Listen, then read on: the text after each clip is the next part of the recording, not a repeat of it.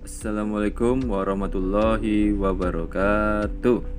Perkenalkan, nama saya Madoni Zalbela, biasa dipanggil Madoni, Doni pun juga boleh. Saya mahasiswa dari Fakultas Usuluddin Adab dan Dakwah, jurusan Komunikasi dan Penyiaran Islam, IAIN Ponorogo. Kali ini saya akan membawakan sebuah materi dari mata kuliah pengantar psikologi. Nah, dengan judul emosi. Ya, kita langsung masuk ke materi. Tetot. Oke, pengertian emosi sendiri yaitu merupakan perasaan atau afeksi yang dapat mempengaruhi ketergugahan fisiologis seperti detak jantung yang lebih cepat, pengalaman sadar atau bahagia, dan ekspresi behavioral atau tersenyum. Nah, emosi sendiri itu seperti kita mengekspresikan diri kita sendiri kepada orang lain gitu. Jadi dengan adanya emosi kita bisa mengekspresikan baik itu melalui tutur kata, baik itu melalui gerakan tubuh dan lain sebagainya. 2. Faktor-faktor biologis dalam emosi. Seperti contoh di sini, yaitu seperti yang tertera di sini ya. Seorang teman yang pernah Anda berikan konseling tentang suatu permasalahan dalam hidup mengirimkan pesan kepada Anda gitu. Apakah Anda di rumah? Saya menuju ke sana. Nah, di saat apakah Anda ada di rumah dan dia akan menuju ke sana, kalian akan merasakan sebuah perasaan cemas gitu. Kenapa bisa merasakan sebuah perasaan cemas? Karena Anda itu tidak diberitahu dia itu mau ke rumah Anda itu mau ngapain gitu. Nah, terus kalian akan merasakan sebuah perasaan itu ya kayak terbebani lah intinya. Terbebani karena apa? Karena kalian sedang berpikir gitu. Nah, dan karena itu juga karena tidak diselingi dengan waktu untuk berbincang-bincang saat itu. Tetapi ketika ia datang dengan membawa kotak hadiah dengan tersenyum lebar, nah, kecemasan yang tadi kalian lalui gitu tiba-tiba langsung kayak lega gitu, mengendur gitu. Nah, seperti itu. Nah, ini contoh ya, contohnya di sini, ini contohnya di slide ini. Nah, kenapa bisa ada seperti itu? Karena ketika Anda beralih dari emosi khawatir, cemas, lega, dan bahagia, tubuh Anda itu mengalami perubahan gitu.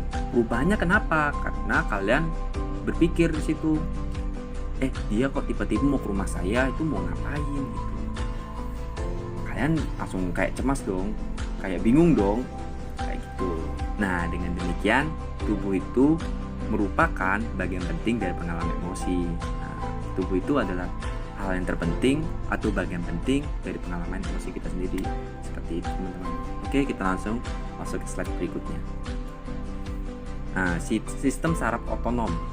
Sistem saraf otonom sendiri itu ialah membawa pesan ke dan dari organ dalam tubuh untuk memonitor proses-proses seperti bernafas, detak jantung, dan pencernaan. Hal ini terbagi dalam dua sistem, yaitu sistem saraf simpatis dan parasimpatis. Sistem saraf simpatis itu bertanggung jawab untuk reaksi cepat terhadap ancaman-ancaman, sedangkan sistem saraf parasimpatis itu menenangkan tubuh, mendorong proses perbaikan dan penyembuhan. Nah, contoh untuk saraf simpatis itu seperti kita refleks. Biasanya kalian yang laki-laki atau yang perempuan kalau naik motor itu pasti kalau misalnya kita naik motor terus kita ngeliat lubang gitu ya, ada lubang itu tahu-tahu langsung refleks aja, kita langsung belok untuk hindari lubang. Nah, yang bekerja itu adalah saraf simpatis, seperti itu contohnya. Untuk contoh dari saraf parasimpatis itu kayak kita contohnya seperti ini. Contohnya kita kayak habis olahraga jogging gitu. Nah, kita jogging, kan jogging itu lari biasa gitu.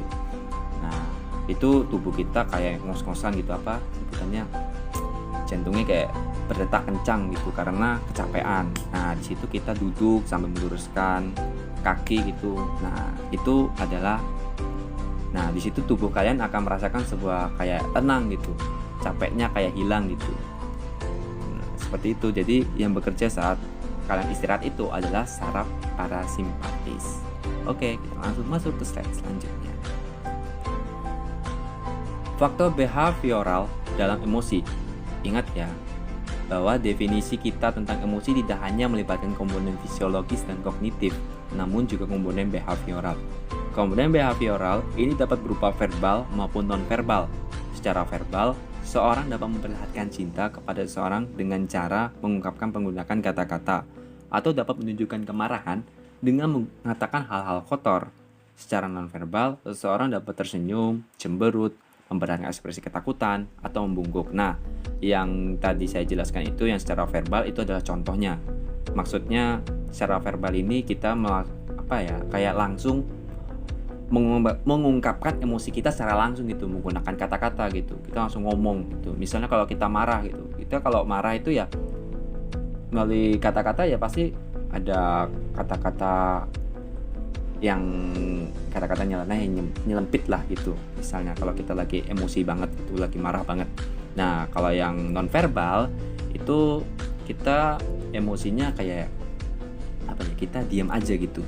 Kita menyimpan perasaan atau emosi kita itu dalam hati gitu. Jadi misalnya kalau kita senyum-senyum sendiri gitu habis ditembak.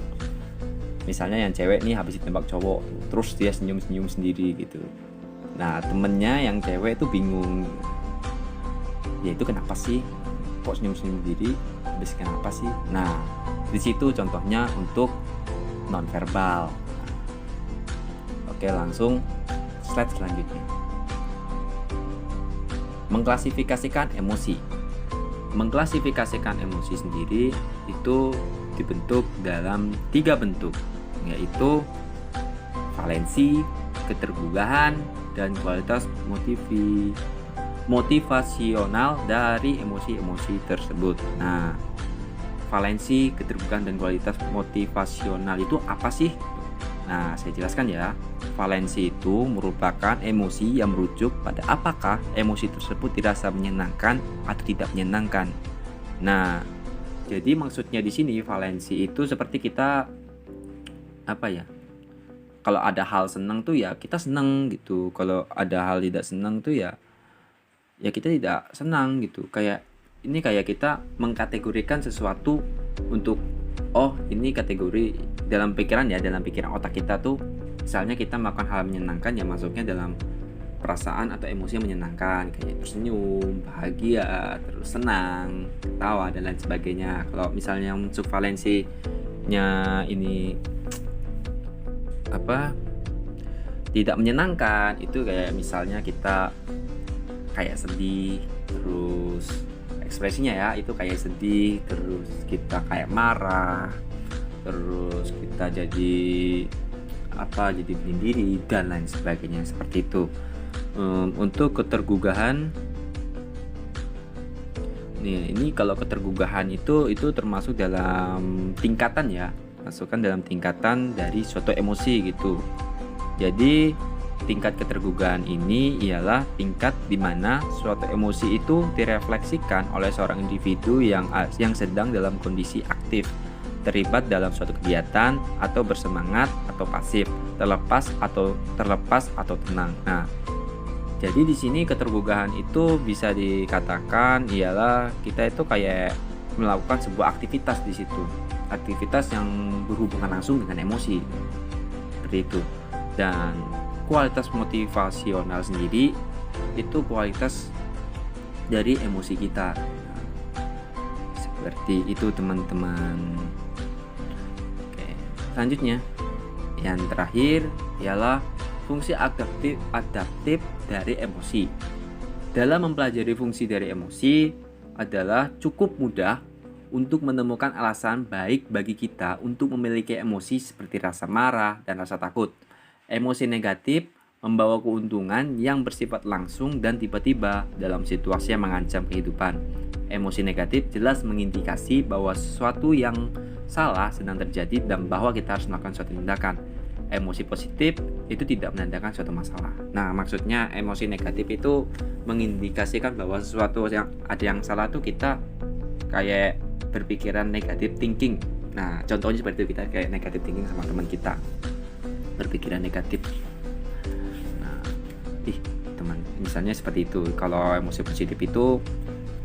positif itu ya kita nggak ada masalah, kita ya